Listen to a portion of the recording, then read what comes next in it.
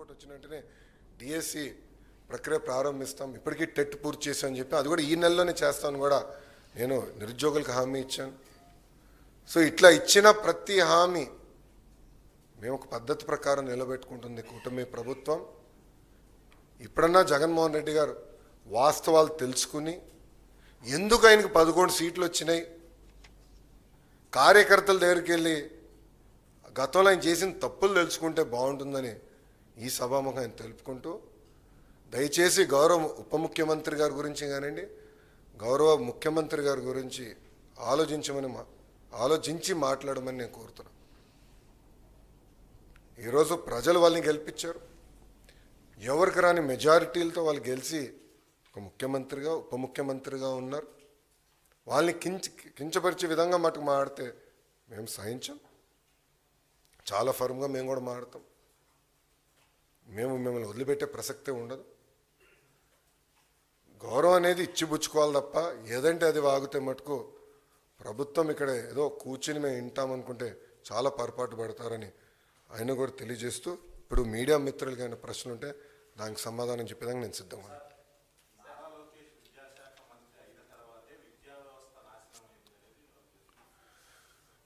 జగన్మోహన్ రెడ్డి గారు హెలికాప్టర్లో తిరిగేవాడండి.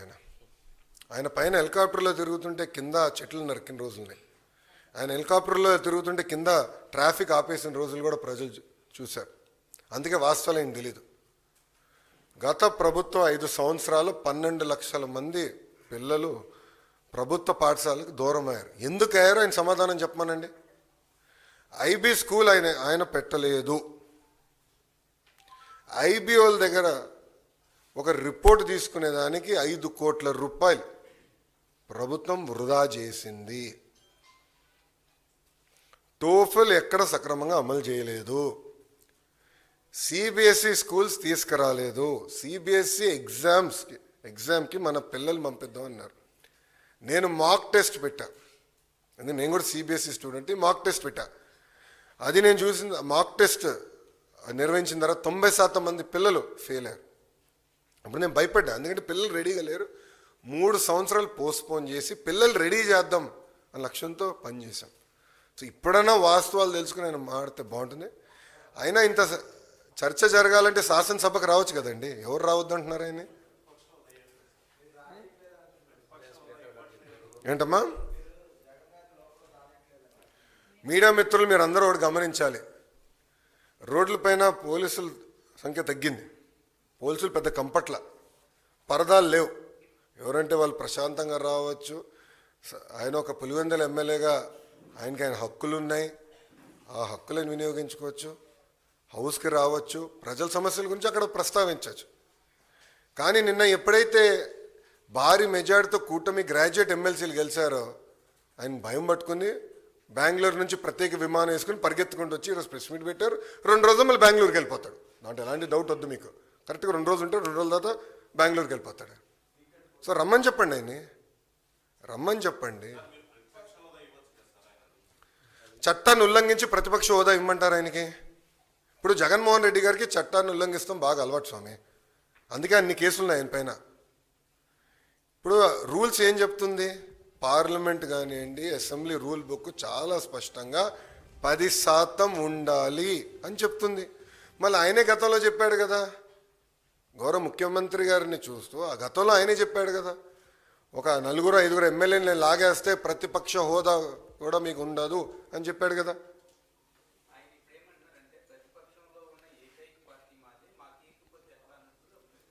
రమ్మని చెప్పండి సార్. ఐ థింక్ రోల్ 11 వాళ్ళకి కేటాయించాం. రోల్ 11లో కరెక్ట్గా 11 మంది కూర్చోవచ్చు. రమ్మని చెప్పండి, చర్చిద్దాం.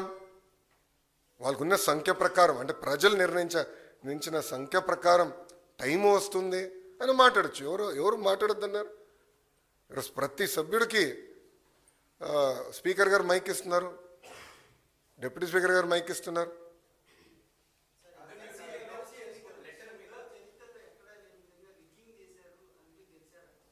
ఎవరన్నారండి? ఆయన అసలు ఆంధ్ర రాష్ట్రంలో ఉంటే కదండి స్వామి ఎన్నికలు ఎటు జరిగినాయో తెలిసేదానికి. ఆయన వెళ్ళి బెంగళూరులో పడుకుని ఇక్కడ ఎన్నికల గురించి మాడితే ఆశ్చర్యంగా లేదా? అన్న ఆయన పొలిటీషియనా? నేను అడుగుతున్నా. ఇప్పుడు నేను కూడా పాదయాత్ర చేశాను సార్. పాదయాత్ర చేసిన తర్వాత నిరంతరం ప్రజల్లో ఉండాలని కోరుకుంటా, అహర్నిశలు కలుస్తా.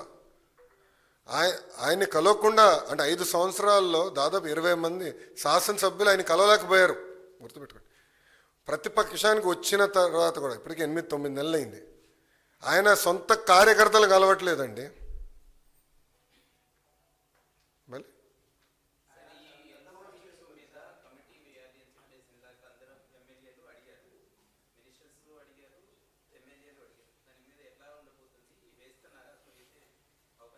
అది స్పీకర్ గారు ఇవ్వాల్సిన డైరెక్షన్. స్పీకర్ గారు ఇవ్వాల్సిన డైరెక్షన్ గురించి నేను మాట్లాడకూడదు. స్పీకర్ గారు ఏ నిర్ణయం తీసుకున్నా ప్రభుత్వం దానికి కట్టుబడి ఉంది.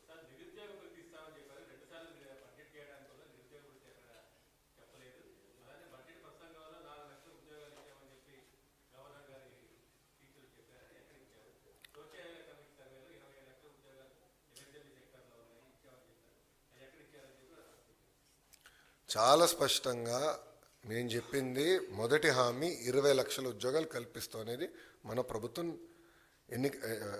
అధికారంలో రాకుండా ముందు ఇచ్చిన హామీ. మీరు నా స్పీచ్ కూడా చూడండి. బోత్ ప్రైవేట్ ప్రభుత్వం కలిపి 20 లక్షల ఉద్యోగాలు కల్పిస్తామని మేము చెప్పాం. మీరు చూస్తే ఇప్పటికీ 6 లక్షల కోట్ల పెట్టుబడికి మేము ఒప్పందాలు కుదిరించుకున్నాం. అవన్నీ ఇప్పుడు గ్రౌండింగ్ అవుతున్నాయి. తద్వారా 4 లక్షల మంది యువతకి ఉద్యోగాలు కల్పిస్తామని మేము చెప్పాము. అది స్పీచ్లో ఉంది. మొన్న కూడా కౌన్సిల్లో నేను చూపించానండి. ఇప్పుడు ఒక సూటిగాని ప్రశ్నిస్తున్నా, 5 సంవత్సరాల్లో మీరు తీసుకొచ్చిన కంపెనీలు ఎన్ని? ఆయనే సమాధానం చెప్పమనండి. ఎంతమందికి ఆయన ఉద్యోగాలు కల్పించాడు? ఆయనే సమాధానం చెప్పమనండి. ఎందుకు ఈ గోలంతా? చెప్పుకునే స్థాయి ఒక్క కంపెనీ తీసుకొచ్చాడు ఆయన? ఎక్కడ స్వామి 40 లక్షల మందికి ఉద్యోగాలు కల్పిస్తే అసలు నిరుద్యోగుల సమస్య ఎందుకుంటుంది? ఎక్కడ కల్పించాడు? ఎవరు కల్పించాడు? ఆయన బ్రేక్ డౌన్ ఇమ్మని చెప్పండి. అది చెప్పకుండా గాలికి వచ్చే లెక్కలు చెప్తే ఎట్లండి?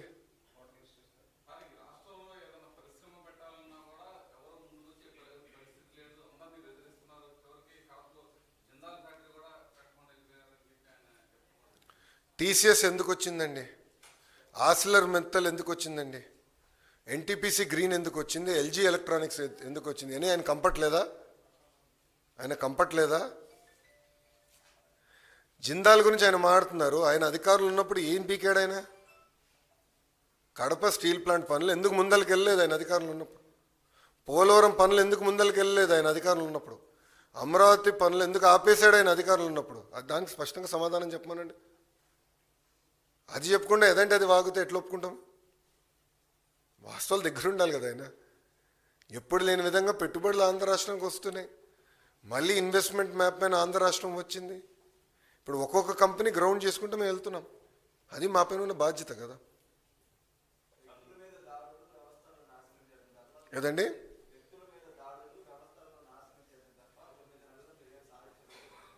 ఏ వ్యవస్థను నాశనం చేశాం మేము? సూటిగా జగన్మోహన్ రెడ్డి గారిని ప్రశ్నిస్తున్నా. ఏ వ్యక్తి పైన మేము దాడి చేశాం? జగన్మోహన్ రెడ్డి గారు ఈరోజు ఆంధ్ర రాష్ట్రంలో ఎక్కడికంటే అక్కడ తిరుగుతున్నాడు కదా. ఆయన ఇప్పుడు 2-3 సార్లు బయటకు వచ్చారు. ప్రశాంతంగా వెళ్తున్నారు కదా. ఆయన గేటుకి మేము తాడు కట్టలేదే. ఆయన వెళ్తున్న వాహనాలపైన చెప్పులు మేము వేయలేదే.